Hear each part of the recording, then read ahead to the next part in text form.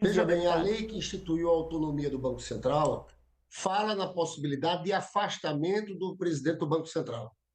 Para isso, o Conselho Monetário Nacional tem que acionar o Senado, que com a maioria de 41 senadores pode afastar o presidente do Banco Central. Eu, sinceramente, acho que o que está acontecendo no Brasil é inaceitável. A inflação despencou. A inflação estava em 10% e caiu no acumulado dos últimos 12 meses, está em 3,94%. Vocês estão vendo a grita do varejo. A empresária Luísa Trajano, na frente do Roberto Campos Neto, fez um desabafo, dizer, as empresas estão quebrando. Agora, o presidente da Fiesp também fez uma nota dura, a Confederação Nacional da Indústria. Então, é injustificável. Por que motivo o Brasil, com a inflação de 3,94, tem a maior taxa de juros do mundo? 13,75, mais de 8% de juros reais. Para você ter uma ideia, o segundo país que mais tem taxa de juros é o México, com 4. A maior parte dos países do mundo, os juros estão ali, zero, juros negativos. Então, é inaceitável. Eu, sinceramente, parece uma política de sabotagem do presidente do Banco Central contra a economia do país e contra o próprio presidente Lula. O presidente está reclamando porque, claramente, não tem como a economia crescer com a taxa de juros dessa. Deputado Lindenberg, aproveito para te perguntar se, na sua avaliação, quais são as chances realmente do CMN seguir realmente esse seu pedido e afastar Roberto Campos Neto? Olha, está crescendo uma mobilização na sociedade. No começo era o Lula reclamando, eu, Gleisi. Agora não. Agora são os setores expressivos da sociedade. O que mais incomodou, Murilo, não foi só o fato do Banco Central não ter baixado a taxa de juros nessa reunião do Copom. Foi o comunicado, que você sabe que logo depois da reunião do Copom sai um comunicado e depois, na próxima terça-feira, vai sair a ata do Copom. O comunicado fala em paciência, parcimônia. Veja, todo o mercado estava certo de que a taxa de juros ia baixar na próxima reunião do Copom em agosto. E o comunicado praticamente induz o mercado a dizer o seguinte: olha, não vai ser em agosto, não. Né? É como se quisesse interferir nas expectativas do mercado, porque a decisão do Banco Central é muito baseada nas expectativas do mercado. As expectativas estavam para agosto. O comunicado tenta dizer que é mais à frente. Na nossa avaliação, o presidente do Banco Central está passando de todos os limites. Eu acho que pode ter um sentimento cada vez maior. A reação do Haddad foi forte, do presidente Lula foi forte, de que o Senado tem que decidir. Ontem, o presidente Lula, da Europa, fez uma declaração sobre o tema, disse: olha, o Senado que aprovou o nome de Roberto Campos Neto, o Senado tem que chamar Roberto Campos Neto e tem que tomar uma decisão. Eu não acho impossível que se consiga 41 votos para afastar o Roberto Campos Neto, se ele insistir nesse caminho, porque é um caminho suicida para a economia do país, entende? Então, nós só entramos com esse pedido de exoneração do Roberto Campos Neto, porque a gente acha que ele pode comprometer o resultado da economia esse ano e no próximo ano. Deputado, eu conversei com vários economistas essa semana depois que saiu esse comunicado e muitos que tinham a expectativa de que os juros caíssem já no mês de agosto, agora eles mudaram a percepção deles depois desse comunicado e já estão realmente pensando que deve começar a cair, mas só a partir do mês de setembro. A gente ouviu essa semana também o ministro Fernando Haddad falando que já deveriam ter caído os juros no mês de março. O senhor concorda com Isso. essa afirmação?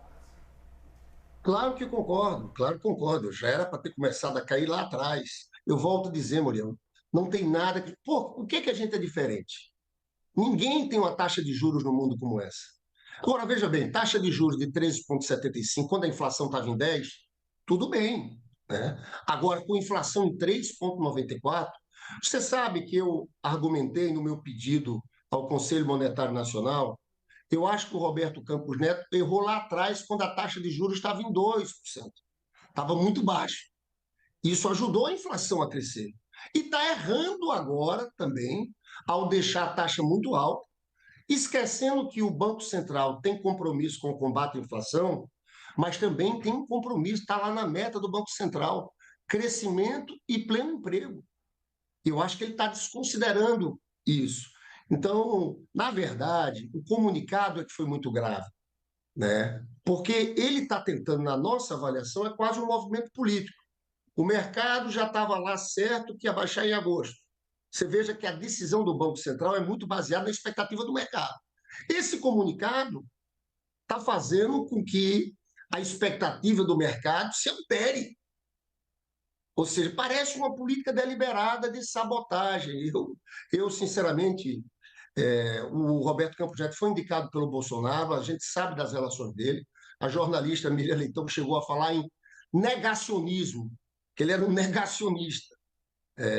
E eu concordo, porque essa atuação do Banco Central está interferindo e está derrubando a economia do Brasil, fazendo que empresas fechem as portas, empresas que pegaram financiamento com a taxa de juros de 2% e não estão aguentando mais o que está acontecendo. Primeiro eu quero dizer, ministra, do orgulho de ter a senhora como ministra do Planejamento. Teu desempenho, eu conheço de muito tempo como estudante, como senadora, e a senhora falou que tem uma visão mais liberal, eu acho que não, eu acho que tem uma visão muito racional. Você sabe, nós estamos aqui com o professor Mauro Benevides, eu não sou economista, mas eu li um livro, Teoria Geral do Emprego, do John Maynard Keynes, e é isso que me guia. E o Keynes sempre falou em responsabilidade fiscal, tá? Mas ele dizia, quando a economia desacelera, você tem que aumentar o investimento, o gasto público. E a senhora falou aqui do papel do investimento. Foi o que o Lula fez, Boulos. Porque quando deu aquela crise internacional de 2009, o que nós fizemos? Nós aceleramos o investimento.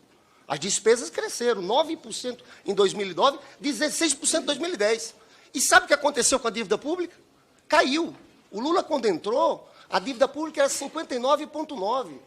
Encerrou o governo dele com a dívida pública com 38 pontos. É você olhar os ciclos econômicos. E eu acho a questão do requerimento, falando de informação privilegiada sobre juros, tanto a senhora não tinha informação privilegiada que os juros não baixaram até agora. Eu, sinceramente, quero dizer aqui que eu fico indignado com essa reunião do Copom agora. E não é preciso, viu, deputado Rodrigo, ser mágico para entender, não basta você ler os relatórios. De 122 instituições financeiras, 120 estão dizendo que não vai baixar a taxa de juros na reunião do Copom de hoje. Né? Infelizmente, porque eu acho uma loucura, porque a inflação despencou. Nós estamos com a inflação acumulada nos 12 meses de 3,94%, o que justifica uma taxa de juros de 13,75%, a maior do mundo, mais de 8% de juros reais. O segundo país no mundo é o México, com 4 pontos. Eu vi a empresária Luísa Trajano fazendo aquele desabafo na frente do Roberto Campos Neto, falando da quebradeira do varejo aqui no país. Agora, a senhora falou em civilidade aqui no debate. Sabe por que a civilidade, ministra?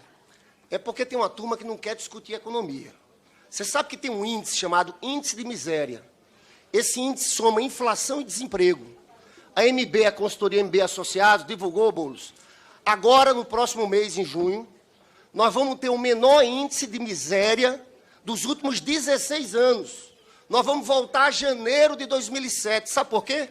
Porque o acumulado da inflação vai estar 3,6% e o desemprego está caindo, vai estar 8,1%. Né? E aqui, concretamente, a gente está vendo isso na fala do povo nas ruas. O botijão de gás, que era R$120 no Rio, está R$80. E não é sorte do presidente Lula, é um trabalho de uma equipe que está sendo feita. A mudança na política de preço da Petrobras, Boulos, foi fundamental para essa baixa da inflação. A gasolina, que era 8, está 5,20, 5,40. O diesel, que era 7, está 5,16. Óleo de soja chegou a R$13, está R$4. Teve um deputado que brincava comigo, esse tom do Bolsonaro, que a picanha. Pois bem, a picanha caiu de 80 para 49. É isso que está acontecendo. Isso tem impacto. E vai ter impacto, deputado Mauro Benevides, na popularidade do Lula. Porque é desemprego baixo e inflação caindo. Né? Isso é uma coisa muito concreta. Agora, minha pergunta, ministra, eu tenho pouco tempo que eu quero deixar para o deputado Merlong, é sobre crescimento também. Eu acho que a estratégia central do governo, e eu vejo essa preocupação na senhora o tempo todo, quando fala que nós temos que ter investimento. O presidente Lula, nos seus governos, teve um crescimento de mais de 4%. Uma média superior à média mundial, que na época foi de 2,7%. Né? Ao contrário do Bolsonaro, que cresceu 1,1%, quando o mundo cresceu 2%. Nós tivemos um crescimento acima da média mundial. E a previsão de crescimento ainda é muito baixa, em torno de 2 pontos alguma coisa percentuais. O que fazer para a gente acelerar o crescimento econômico, sair desse cenário de estagnação, de baixo crescimento? Você sabe que eu tive críticas à questão do arcabouço, porque eu tinha uma preocupação muito grande a gente ter um contingenciamento muito forte no próximo ano. O PAC, na época do Lula e da Dilma, foi, em média, Boulos, 300 bi por ano. Nós estamos fazendo um PAC agora de 70 bi.